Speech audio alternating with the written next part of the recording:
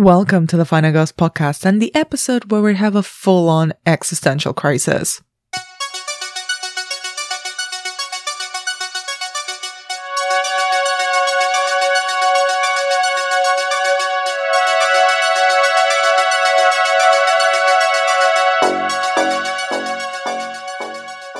I'm Anna Bogutska, co-founder of the Final Ghost Collective and your podcast host. If you're new to the show, welcome. This is our third consecutive episode dedicated to a movie released in the year 2000, which turns out to have been a year of absolute horror bangers. We've spoken about the Japanese teen bloodfest battle royale and the weirdo slasher Cherry Falls. And now we're on to the rejected X-Files script that started a horror franchise filled with ennui and zero actual villains. I'm talking, of course, about Final Destination, starring my teenage crush Devon Sawa as the boy who cried death. Before we dive into our episode this week, a quick reminder, you can follow us on Twitter and Instagram at TheFinalGhostUK, and as usual, I'd love it if you took the time to rate and review the show on Apple Podcasts. It's a tiny thing, but it really helps people find the show. Also, send us your thoughts on Twitter. Did you also fall into a pit of despair watching Final Destination? Did you also have a crush on Devon Sawa in an effort to be a contrarian and not fancy Leo DiCaprio during Leo Mania? I'd love to hear. Writer and presenter Louise Blaine comes back to the show to discuss all things Final Destination. Please note, as per usual, all of our discussions are spoiler heavy pretty much from the start, and in this case, Louise and I lightly touch upon the Final Destination franchise, but we don't go into too much detail about the films. It's mostly about the first one. And with all of that said, please enjoy our take on the very first Final Destination movie.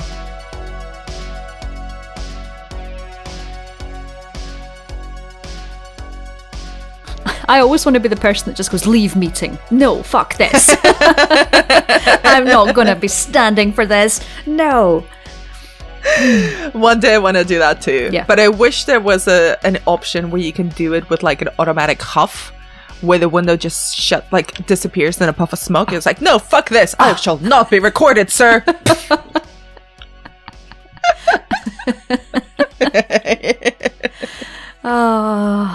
If I'm going to leave dramatically, then I want to leave dramatically. Yeah, with at least an emoji appearing or something. So, let us begin. Louise, I'm very pleased to be talking about Final Destination with you. The Final Girls' Final Destination sounds a little bit ominous, but here we are, nonetheless. Yes, at our very own Final Destination. So, where do you stand with this film? Not necessarily the franchise, but the original, the 2000 Final Destination. So, I didn't realise. I kind of thought that Final Destination was universally loved, and that's probably because I really love it. But I didn't realise that this has 35% on Rotten Tomatoes. What is wrong with people? Final Destination is like a masterpiece of our young times. It is magnificent. And there's a reason that it spawned all the sequels it did, because it's wonderful. And I didn't realise that people didn't like it. So I'm here fully in Final Destination's court. I'm on its side. Where did you watch it at the time when it came out? Oh yeah, I think I saw it. I saw it in the cinema. Yeah, I saw it in the cinema. And I loved it because I think I was 15 at the time, and that was just coming in again. I just watched Scream and Scream 2, and I was beginning to sort of embrace this horror life, and all of a sudden Final Destination comes along, and it's just this absolute hit of proper horror. And who needs, I think it's the kind of reinvention of horror, because who needs slashers when death itself can come and kill you? So I thought it was the coolest film in the world when I saw it when I was 15, and I still think it's great. I think I definitely will talk about kind of where it stands in the horror community. But before we dive into our thoughts on the film itself, can you try to summarize Final Destination for me briefly? Oh, yes. A group of teenagers are going to France for a school trip. Alex gets onto the plane and has a premonition that the plane will crash, which means a lot of people then get off, and the plane then explodes just after takeoff, leaving him in one of my favourite scenes of all time, watching the plane explode in the sky. But then for the rest of the movie, it turns out Death kind of still has a plan for them, and we can really, really enjoy that plan. Excellent summary. And I was trying to remember when I first watched the movie, because it has this feeling, it's definitely attached to my teenage self, because I was watching films, already kind of slasher horror films at the time.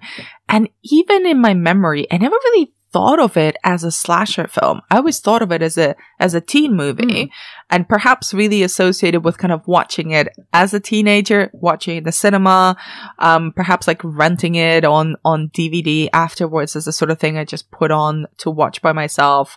I never fully engaged with the sequel, so this film in my mind always kind of stood by itself, and I probably really watched it because I had a massive crush on Devon Sawa for the, 3-4 years that he was a teen heartthrob. Bless him in his giant baggy shirt.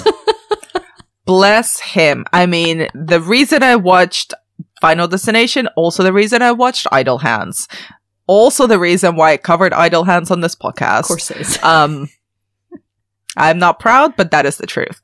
But I mean, rewatching this movie has been an incredible experience, because I think you're completely right. This is marvelous and inventive, and it is very unlike a lot of the Scream influenced slashers and teen horror films that came in the late 90s and early 2000s. So what do you think makes it so different from that revival of teen-based horror that came after Scream?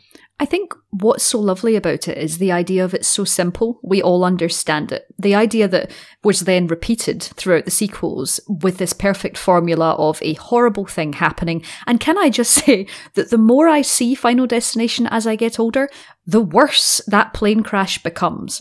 It is more disturbing every single time I see it, because it does that lovely thing of noticing all the horrible things that something's going to go horribly wrong. And it's all the things that we experience when we get onto a plane. So it just does that so well. And I think that's why it's so appealing. It gives you that formula. It's really concise. If something is not scary or ominous, it's not in the movie. It's just not there. There's no flab to it. And also, I think what kind of releases it from having to give you real character development across the board, other than your main two, is because it actually fits nicely into the stereotypes. You've got your jock and his girlfriend, and you've got the guy that's a bit of an idiot, and you already fit them into that. So you know they're going to die, and you've already kind of reclassified them in your head. So I think it's just this lovely, beautiful. And to say something's formulaic is sometimes to be a negative thing, but I don't think that's negative. I think the formula of Final Destination is a beautiful thing. It's like Death's plan itself, Anna. Oh, I mean, I know we're going to get existential in this episode, and I am looking forward to it, because I don't think I've rewatched this movie in a long time, and I'm going through a whole existential crisis during this season, Louise, because I'm rewatching films that at times I have not rewatched since I was a teenager or in my early 20s. Yep. And time has passed, and I'm watching them with a completely different eye. I remember I've always been afraid of flying, mainly because I binge watched the whole first season of Lost before having to go on a very long flight, and I was not okay. Oh, that'll do it. If it helps. I once got onto a plane, turned the little knob that kept the tray up, and it broke. No. I would have left the fucking plane. I was holding it in my hand, looking at all the strangers next to me going, do I say this means we're going to die? It's a Final Destination. That's what happens. I just put it back in. I just stuffed it back in. Leave. Well, I'm here. What the fuck? I'm here. Unless this is all part of my premonition, in which case I'm going to wake up back then and I'm really going to have to get off that plane. I'm too tired to have an existential crisis. Please don't do this to me. I know I've met you in real life, so I know you're real, because if I hadn't, I would be very worried that you're a ghost in the machine. We are on Zoom. So, you are completely right. Rewatching this film has just all the attention to detail, the things that are creepy, the things that are very quotidian, that are made creepy by the filmmaking choices. But that initial scene, just the nerves of flying a long haul flight as well, that kind of like teenage excitement is bubbling with tension when you watch this film as an adult. It's so tense. And again, you can almost, because I think at one point it was meant to be an X-Files episode, wasn't it? And then it got made into a movie. And you can almost feel that X-Files-ness. You know, X-Files would always start with that pre-credit sequence where something happened, and then you would get the credits, and then Mulder and Scully would investigate it. And it has that feeling. It's like, pow, pow, pow, tense, tense, tense, something's going to happen. And the lovely thing about it as well is it's not subtle. It's totally on the nose. It's consistently on the nose. It's not hiding anything. It's literally showing you the word terminal, flashing up the word terminal, and you're like, oh gosh, something awful's going to happen. And I think looking at it through different tonal eyes, people could say this is dreadful, but it's not. It kind of elevates it to a lovely art form. And then, as we will probably discuss later, there's so much foreshadowing of what's going to happen to each one of the characters. So it's this kind of theatrical catastrophe, which we just love. And what makes it interesting is that you're right, there is that sort of X-File-y or Twilight Zone-y formula to it, where it's something very everyday, very uninteresting, every man, every woman type characters that are thrust into something like an existential horror drama, essentially. And it was originally pitched as an X-Files episode, and that got turned into a movie. It was written with the purpose of kind of the screenwriter trying to get an agent. But what's really interesting about it is kind of the fact that the characters both fit into teen tropes and don't. Like you've mentioned, the jock, his girlfriend, who doesn't really do much as a character, but our main guy, Alex Browning, named so after Todd Browning, the Freaks director. Every single character has a name that's a reference to a horror filmmaker, which is so many names. Excellent. He's kind of the dude you would see in the background of teen movies. He's not really, I mean, with no disrespect to Mr. Sauer, not a very interesting guy, except for the fact that he has this premonition. What do you make about him and kind of the rest of the high school society that we meet through the survivors? So I suppose in that way, it's lovely and relatable because he's a sort of everyday person. He's not what he isn't, if he isn't one of your tropes. And I don't even think Clear Rivers falls. I love that name. I'll just say it over and over again. And amazing. I love Ali Larter, so it's just a magnificent thing. She doesn't really, she's like, I suppose she could be under sort of kooky, misunderstood artist, which is obviously why she appeals to me. But it's just like, I think as a character, he feels relatable. He panics. He's afraid of things. We're all afraid of things. And he has a lot of weaknesses and he has a lot of flaws. And I think even in that first, it does such a good job of characterizing them in there. His kind of over the top, obnoxiously chewing Curtin's friend, his relationship with him. And I think it's all quite sweet and relatable. And he's a massive nerd, a huge nerd, which is also a fun thing. He's studying all his books on plane crashes. Adorable. And he's got bad skin and his clothes are terrible. He's not, his hair is probably the worst 2000s, like New Millennium hair I've seen in movies so far, next to Brittany Murphy's fringe in Cherry Falls. Oh my gosh. Did you have to rewatch Cherry Falls?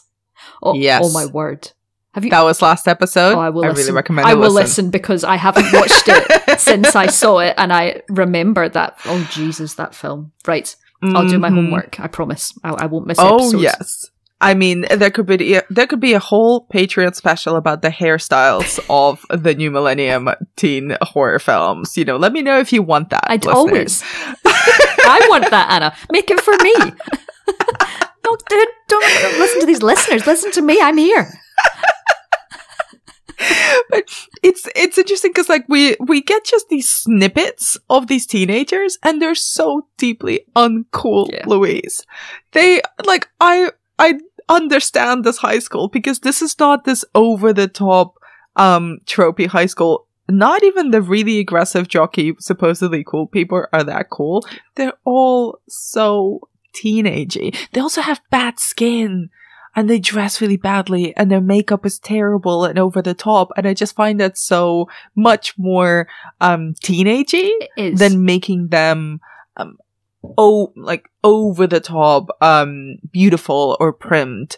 And especially after the actual plane crash happens, once we get our core group of survivors, how do they change, and how does the film kind of start changing after the main inciting accident happens? I love how obnoxious the jock becomes, and not just obnoxious in like just sort of name calling, obnoxious in the fact that he gets angry because he controls his life and he's never going to die, and so it's a massive, and suddenly you're like, oh, you are doing this existential control thing, you're making this about that, you're not just making this about how gory everyone is going to be when they die, which also happens. You're going to have these characters questioning their lives and questioning everything that they do, and they do that from the get-go, really, and they all kind of, I always like whenever characters in these things cotton on.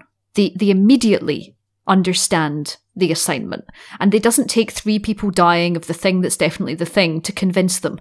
Turns out in Final Destination they all go, actually, the reason that we've dodged this is because of you.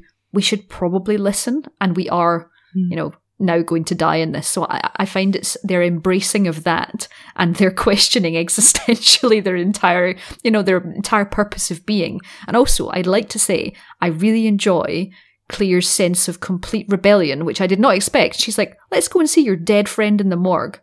It's quite exciting doing things that you're not supposed to, isn't it? And you're like, what a surprise. That just came complete left field. I love you even more. Let's go to the morgue together, Clear. I'll hold your hand on the way to the morgue. Clear is a by-the-numbers old girl of the late 90s. And her affinity for Henry Miller, that is the first thing we see about her, and for morgues, is completely in tune with the character. Yeah. And also, that scene, and I'd forgotten about it, where they're talking about her sculpture of him. Listen. So that he calls the springy head guy. And she says, it's not about what you look like, it's about how I feel about you, Alex. Now, I would like to do a digression here, and I don't want to disrespect your love for Ari Larter. Did you just confuse her with Ari Aster? It's okay, it's quite late. No, I did not. Although now I'm gonna. Can we talk about Clear Rivers? Mm-hmm. Because I would like you to explain yourself, Louise Blaine, in your love for Clear Rivers. Because she's such a nerd. She's so weird. And she's like, I think I just like the idea that she's just sitting there with her headphones on and she's kind of feeling attuned to this whole thing. Because she basically explains it to him. And I'd never really listened to it before because that scene is terrible. But she basically said, I felt the things that you were feeling, but I didn't understand why. And it was because she's an empath? Oh, no. I think what she meant was that she was feeling like the omens, wasn't it? Yeah, that is, she kind of was tapped into the whole terminal thing, or when he picked up when the magazine that she dropped is the Diana crash when he's handed it back to her. And yes. And that kind of thing is like she's seeing the signs too. And that I like her. I think she's silly because then I really like her in the second one as well. And then it just makes me sad what happens. I just love the fact that she lives by herself because of a very tragic backstory that she explains to us in a not so great scene. Yeah. But she also owns a cabin in the woods that she then becomes a solution for Alex to just go and nerd out and find out how to actually maneuver around death. Mm-hmm. But I find her both very endearing and very ridiculous because it's like every cliche of weird old girl thrown at this one character, but also make it extra kooky because she lives by herself, but she comes from a broken family, but it's okay because she's really deep because she reads Henry Miller. Also, and Henry Miller is a bit sexy. And I just instantly think about that I'm an empath meme that's going around TikTok now, where she's like, I sense death through you because I'm an empath. I will not stand for this. I won't stand for this.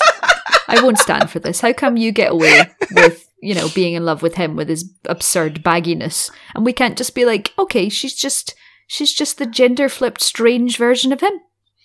I will give you what, she is much more attractive than Dewon Sawa is in this movie. Correct. He has the worst hair of his entire life, his entire career, the worst skin, and the worst fashion sense. I'm not going to belittle him when he was a child. Only when he's an adult. That would be me. I judge myself, Louise Blaine. Okay. But what do you make of? I love the jock character and Sean William Scott's Billy as well, who is just a very sad little clown who gets a terrible death scene. Is it an existential question to ask? Is it possible to see him and just the word Stifler not just pop up in your head? Like, he doesn't have any other name. I mean, no. I heard them say something about Billy's death, and I was like, who was Billy? Oh, Stifler. But he is the most endearing 90s presence, isn't he? I mean, I don't even really know what he looks like now, but I imagine he's just the same in some kind of oversized hockey top, talking about ridiculous things and gurning. I mean, it wasn't even a teen movie if he wasn't in it. Poor tragic Billy, asking about whether he's going to die in a car accident or... I mean, he's the least cool character that I think he's ever played. Like, he's mostly pathetic. He is. I mean, they're all kind of pathetic because they are teenagers, awkward, angry teenagers who are now considering their own lives, their own existences, the possibility of death, the possibility of an afterlife being a real thing. I mean, how do you think, this is kind of a two-parter question. We were surprised at the start of our chat that this has such a low standing in the horror community and in Rotten Tomatoes. But when you watch it, it has this like quite meaty existential themes at the heart of it, also wrapped up in like schlocky, very effective and quite like X-Filey, direct to the point, no subtleties filmmaking.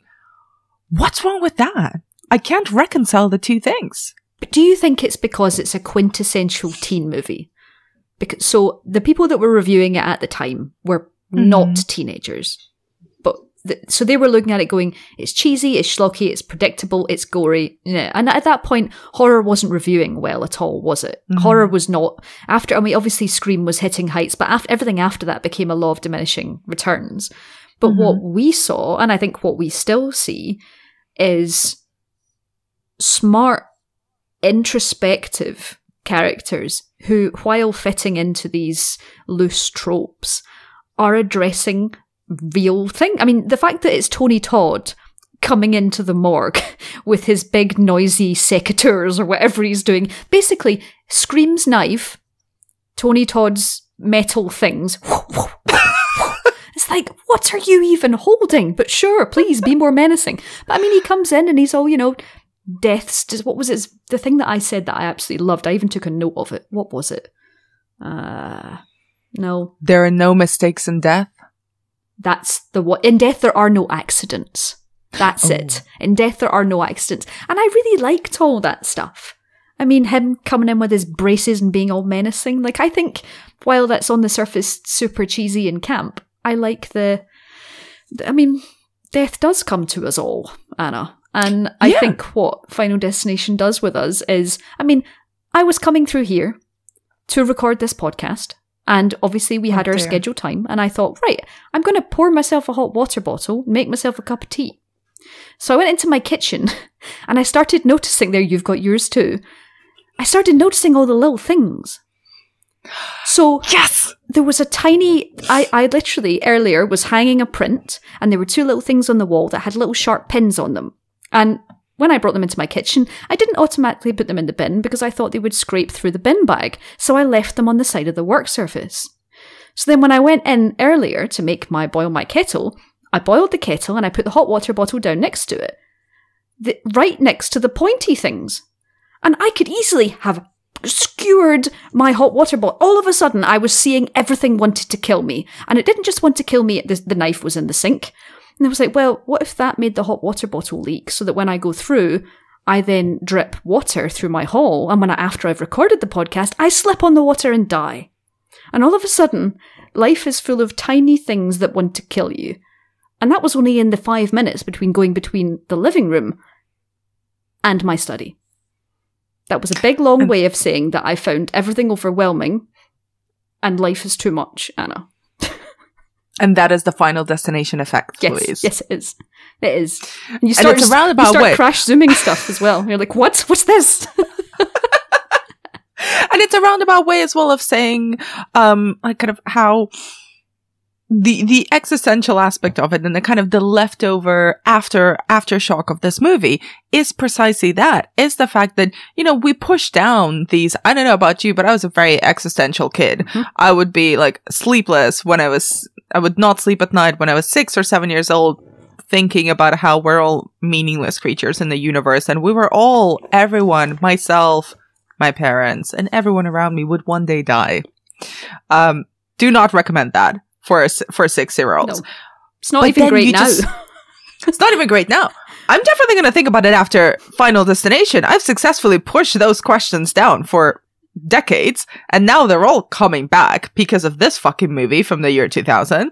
But my question leading on from that is like, how do we deal with a movie, a teen horror movie, schlocky and on the surface as it comes, where there is no actual villain to fear and no villain to conquer, when the villain is the inevitability of death? I think it's interesting in the fact that a film like that needs to then meet a third act. And I think we've watched an awful lot of slashers where what happens in a slasher is the villain kills people individually, and then the final act takes things down to a small group of people who you then care about and are fighting for. And that exact same thing happens here. It's just with death. But the movie has to finish.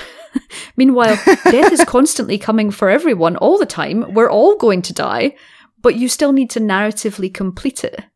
So actually, Final Destination technically has no end until we all reach our final destinations. But until then, I will watch every sequel they ever make. And we've kind of skirted around some of the filmmaking choices in this, but I want to dive into them specifically because I found it just stylistically both such an original for the time that it's made. It felt much more 90s, like early 90s television specifically, than it did even as a slasher film. But as we've been mentioning, all the crash zooms, all the close-ups on inoffensive items, the building of the sense of dread. What did you make of the way that the film actually accomplishes? How does the film accomplish being a horror film while there is actually no villain to fear? I think the way it does that, and you saying about how it looked, I remember the first time, I hadn't watched it in years, and I think it was a couple of years ago, I covered it for the Chillennial Horror podcast, and I started it, and I thought, there's something wrong with how am I watching this? Is this in standard definition? Why does this look like a TV show? Why does this look like this? It just looks so soapy because it starts with him being with his parents, and his dad does that sort of exposition sentence saying, 10 days in France with all your friends. And it's just like, wow. I mean, you're really getting to the point here. But and I think the way it gets around that and the way it dodges staying in television land is it elevates in its formula. So its idea of the domino effect of everyday items, that elevates all of those things because it's not just one individual thing. And I think the first time we properly see it is with his friend's death in the bathroom. So we first see the water leaking from behind the toilet, which then snakes around and kind of follows his feet around the tiles. And suddenly you understand how death's coming. And that's the first time you see he picks up the razor and he cuts himself with a razor, but then he gets the nail scissors, and all of a sudden it's giving you the ammunition. You're so involved. You're like, well, that's pointy and that hurts. And I know that hurts because I cut my leg when I was shaving and that hurts too. And all of a sudden it's like the very best body horror before the body horror occurs, which is the chance of the body horror occurring, because it's the little niggles, it's the nails pulled, it's the slight grinding of teeth, it's a horrible paper cut. All of those body horror ideas are all things that we understand. So all of a sudden, as things domino to create that and then go into something even worse, we're on board. So it takes us on these little mini roller coasters. So it doesn't matter if it looks like it's for TV. That is so much fun that's what elevates the whole film. Everything you've also described, you've used a lot of words like mini and things like that, like mini roller coasters and all the details. Also, just the use of the close-up in this is such a specific filmmaking choice, I find, because even when Mrs. Luton dies of afterwards, which fame. is... we must discuss the scene. Because it's borderline comical. I laughed out loud. Oh, yeah. But then again, I'm a horrible person. We are. It's just the close-up on everything. It's both enough to give us an understanding that there is a supernatural element to it, that there is a design, a maneuvering by death. And it's also, I mean, it's a very low-budget choice. You know, you close up on all these small things that are so everyday, but also they don't require a lot of space. They don't require massive sets. They don't barely even require the actors to be present, because we're already projecting their potential eventual deaths exactly onto them. But it's also that thing about the body horror. It's the most everyday kind of body horror, because when I think of body horror, and I think sometimes people associate with this, we associate with kind of a body that is transformed into something that should not exist and does not exist in reality. You know, the Cronenberg-esque transformations, something that is unreal and otherworldly, but is also physical and grotesque in that sense. But this is body horror that is like getting an ingrown toenail. Yep. Or an ingrown hair is body horror. And if you zoom in on that, it is fucking disgusting and horrific and painful. And you instantly feel it on your own body, because it's like zooming in on something that it's uncouth to talk about or even show up close. And this is what this film does. It's that, just thinking about that, am I allowed to mention a sequel? Because yeah, do you remember in Final Destination 5, there is the thumbtack on the gym bar where the gymnast yes. is doing her thing? And I don't think I mean, there's a couple of sort of high tension nails in horrors, and there's the one on the stairs in The Quiet Place, and I think there was one weirdly in Brightburn on a hand going on something. But that particular nail on that bar makes me tense just to think about it, because they're just teasing you with these close-ups of feet. And in the end, I don't even think it doesn't happen the way you think it will, because it plays you. By that point, it was playing you in the best possible way. But it was just, it's those tiny niggles. It's the idea of transforming the everyday into something horrifying, because technically those things could go in those places. You know, that could fall there. That could be pushed in that direction. And I think that's where it does linger. So let's talk a little bit about the actual schlockiness of it and the kill scenes.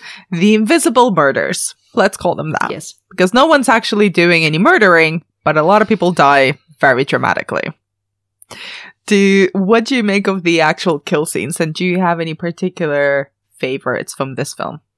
I think my favourite is Billy's, because it's so rapidly, such joyously rapidly beheading, even though we have it totally foretold when we see the sort of wiggle of the piece of metal that the train has tossed up and is about to send flying. I think that one is my first, and then my close to that is her saying "just drop dead" and then being hit by the bus, which I think was one of the earliest of that kind of scenes where I was, I think when I saw it for the first time, I think I was probably just like slack-jawed. Like actually just like, I cannot believe that has happened. This is unbelievable. We've seen it a lot since, but I don't think anything ever did it quite as well as that one. But what is Mrs. Luton your favourite? I just on the bus scene, I completely agree. I mean, it's now kind of a trope in its own right. I mean, it's even in Mean Girls is the other very big one that I can think of. Yeah. But I read somewhere that in test screenings, audiences were so freaked out by that kill scene that's why they added such prolonged shots of the close-up of Claire and Alex just drinking Alka-Seltzer, and they're putting that in their glass of water so that people could just have enough time to recover and chill the fuck out after seeing that rapid fire death and the blood being splattered in all the other characters' faces. Which makes sense. Yeah. I was still surprised. I'd forgotten about that scene in the movie when I rewatched it, and I was like very taken aback. Yeah. It's so good. It's so strong. It really is. And it's also, I think especially at the time when we watched it, it was this reminder of you have no idea how this is going to go. We're willing to do this. This is where we can go. And I think that was important, especially in the year 2000, because we'd seen a lot. We were tired, and then we'd seen a lot kind of eat itself with Scream and then be spat out again into terrible sequels. So we were getting tired again. And I think to then have these aggressive bam, bam, death, silence. Oh God, what was that now? Like, I think it was pushing things forward in an interesting way. But yeah, my favorite definitely has to be Miss Luton. Mainly because she's bound to die maybe about 4 different ways before she actually dies. And it is so comical how the deaths just built on top of one another. It's like a little Jenga of death terrible Jenga. Situations. It's a death Jenga. Because like she almost gets she gets electrocuted. Then she gets a piece of the computer screen, stabs her through the neck. So she's bleeding out to death. Then she falls on something and she gets impaled by one of the knives through the chest. Then Alex arrives and something sets on fire and kind of falls around her. And then a chair falls on top of the knife that's already in her chest and sort of just pushes the knife in even further. And like at this point, I was cackling because I was like, "Are you joking? What the fuck is this?" It's wonderful, and it's the fact that on her front door is a downward-facing sword, which is how she dies. And it's just like that whole thing has been there this whole time, and you could see it. And she was staggering around, and she was bleeding, and she was making cups of tea that were leaking. But no, in the end, we didn't even need a slasher villain with the kitchen knife. Also, the fact that she just throws that cup of tea that she made somewhere in her living room. We'll never know why. Well, she didn't like the mug. Because it was a high school mug, wasn't it? Was that why? I know, but throw it in the sink, lady. Oh, I why know. do you throw it in your own living room? Where you have to then pick it up and pack it to move. Exactly. Or out the window at a random owl that might just pass by. You're gonna burn the owls? That's just mean. Owls do not deserve this. It just meant that owls don't tend to come to windows, so the likelihood of an owl arriving in the first place was low. But sure, you abuse the owl. I mean, I'm gonna send you some TikToks that prove that owls are very prone to go to windows. Okay. And I live in fear. Oh, okay. But easy the staircase. So, before we kind of move on to the franchise elements of it all, kind of what do you think about when they actually figure out the logic of death and the design of death, and they figure out who's coming in next and what they can expect from it? It feels like a slightly different film from the one that we've been watching, because everything was inevitable and kind of random. Although obviously it definitely isn't in the script. But once they figure it out, we get a little bit of that kind of MacGyver scene of Alex trying to figure out how to cheat death. Yeah. And it elevates it again. So I suppose finding out who was next would be a list and it would make it boring. So adding this extra element of, well, I can help dodge it, then adds the sort of extra level of smarts that I think the audience then likes, because then you like to go, oh, I can guess that, and oh, if he dodges this, but then it's him, and suddenly you're working out alongside with him. So I think it does that very cleverly. So yes, here you can have some more information that Alex has traced from his computer screen. He's traced the layout of the plane and hasn't remembered where he was sitting, hilariously. You'd think that would be key, but yeah, once he's done that, everything moves forward, and it's so breakneck. The whole movie is so breakneck. There's again, like, I think, 80-something minutes, and it does not waste any of them. And I do wonder about how the screenplay looked at every stage, and whether it was always this pure, because it certainly feels really, really interesting in the way it progresses and then continues with the foot on the gas, basically. It literally never lets you go in that last third of the movie after kind of they figure out what's happening. What do you make of the kind of final explosive set piece where they seemingly defeat death or kind of stall it for a few months? Of all of the deaths of all of the things in the movie, I know they think they're being more dramatic by having an entire giant pool leak and the dog's at risk. But actually, like, I think it's a bit odd just having this kind of wobbling electricity wire. Everything has been higher stakes until then, and I understand that it's challenging to then, because they go bigger, obviously, for the post-credit sequence, which is obviously wonderful. So I actually think that it feels a bit light, and most of the drama actually comes from some moving flashlights running through woods and some exciting music. So of all of it, I think we care enough for it to matter. But I also think that Death's feeling like he's run out of ideas a little bit by that point, and then he gets all of the ideas for the end in Paris. It feels like Death is having a tantrum in that final climactic scene, because it's literally just throwing a lot of shit. Yeah. Spiky, pointy, fire shit, all thrown at the characters, but it doesn't, that sense of menace, or even of just Death sneaking up on people and just killing them quietly, efficiently, just feels a bit lost, which I guess is like, I guess that's character development for Death? Could we argue that? Maybe character development for Death, or the fact that it just works better small. Yeah. Like, it works better in those moments of realism, because we can picture ourselves in a kitchen with kettles and things, but we're not so much in crazy cabins with giant power lines falling over, which it has to do. So I think that's where it loses us a bit. So character development for Death, and we care enough about Alex and Clear because we love their imperfect selves. Yes. They're spotty-skinned, imperfect, intense selves. But then there is a fake-out ending. Yeah, there is. Which I think is a very specific trope of horror films from the post-Scream era. And it leaves it, Death comes back, renewed, full of energy, moisturized, thriving. What do you think about the fake out ending in Paris? I love it. That's what I absolutely love. I love this giant number 180 coming down to finally get him. Like, I think it's a wonderful thing.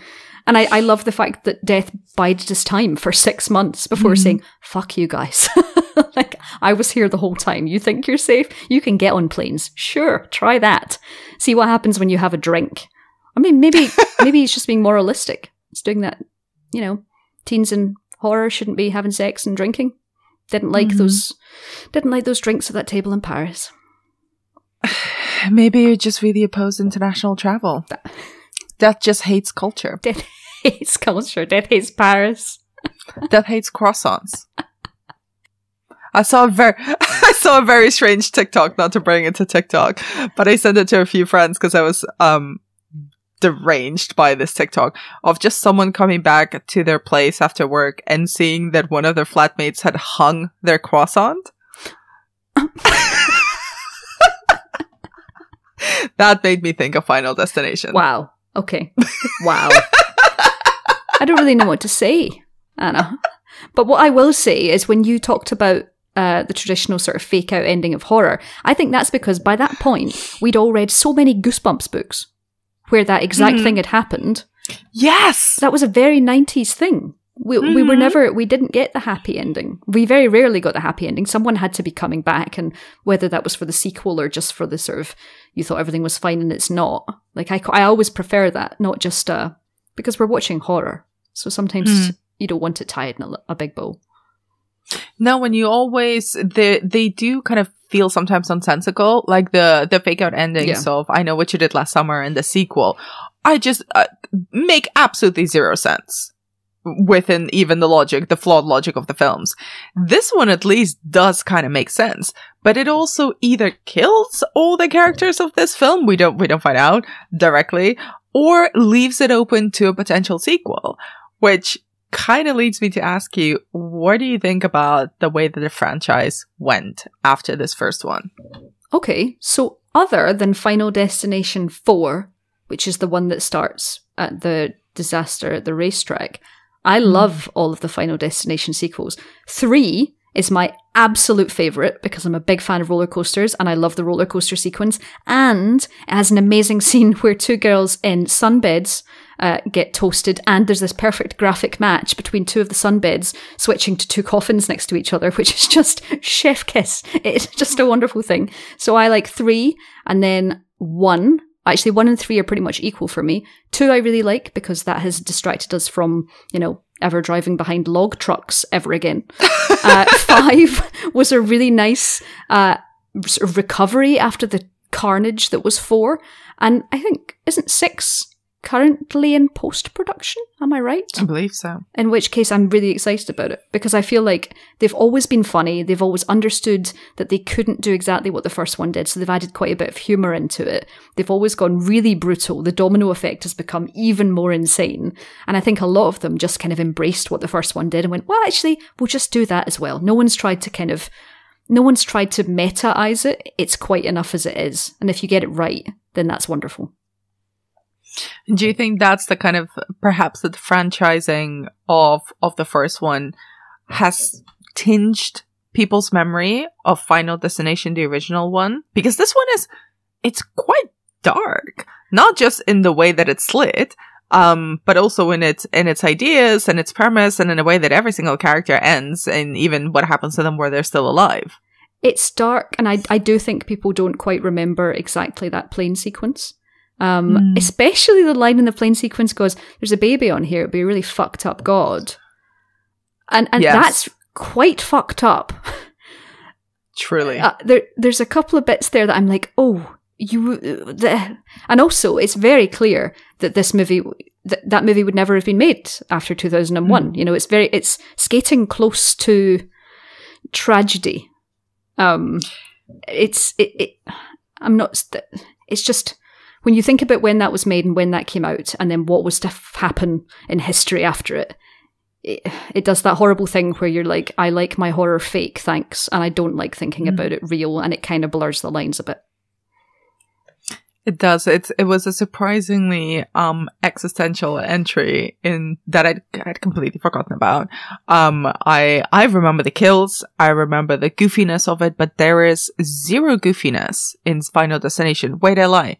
There was one moment of goofiness, which is, you could read as a tender moment of friendship between 2 teenage boys. Oh, yeah. Or as a moment of goofiness.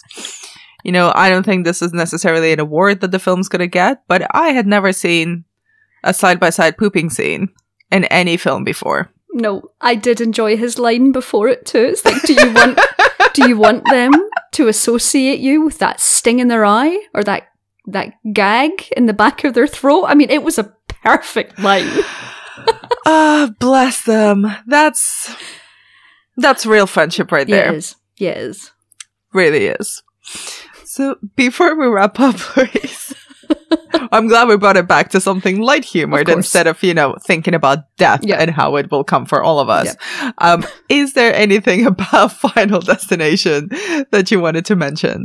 I think we've covered it all, Anna. I mean, my notes have, random things like owl, who is he, Harry Potter, or gross chemical death spurt, but I think we'll probably leave it there.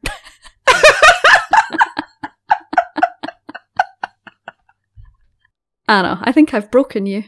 I just think that the notes that you take are always slightly serial killer-esque, but very humorous. Thank you. I'll take that as a compliment.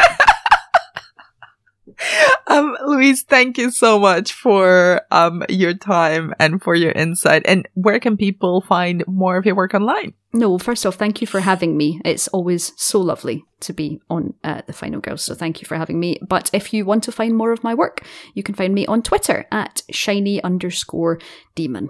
So that's where everything goes. All my podcasts and Radio 3 Sound of Gaming bits, you can find it all there. Amazing. Thank you so much. Thank you. And we will be back when The Fall of the House of Usher gets released. Yes, we will. Yes, we fucking will. Oh my god. Oh my god. Oh my god, I'm so excited. So am I.